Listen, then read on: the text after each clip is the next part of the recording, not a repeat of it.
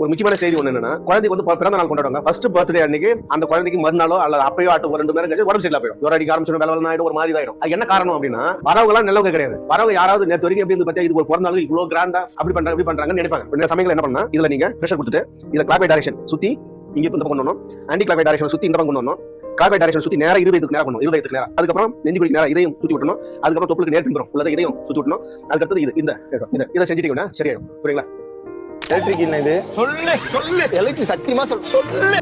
ஒவ்வொரு சீசன்லையும் சில diseases most ப்ரிவலண்டா spread ஆகிட்டு இருக்கும். ஃபார் எக்ஸாம்பிள் டைஃபாய்டு, டெங்கு, இப்போ இருக்கிற மாதிரி H1N1 இன்ஃப்ளூயன்சா வைரஸ் மோஸ்ட் காமனா ஸ்ப்ரெட் ஆகிட்டு இருக்கு. ஒரு பர்த்டே ஃபங்க்ஷனுக்கு வர 50 பேரோ 100 பேரோ நல்ல ஹெல்த் கண்டிஷன்ல இருப்பாங்கன்னு நமக்கு தெரியாது.